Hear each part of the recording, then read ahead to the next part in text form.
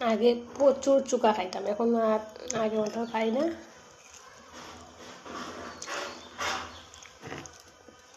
দাদিরা এমন টক টক হয় খাওয়ার।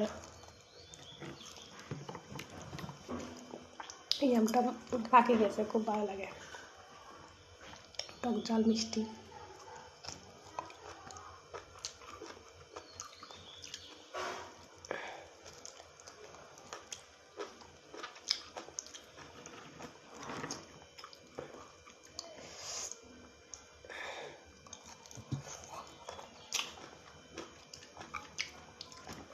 তারপর বলো সবাই কেমন আছো, গরম কেমন লাগছে বলো।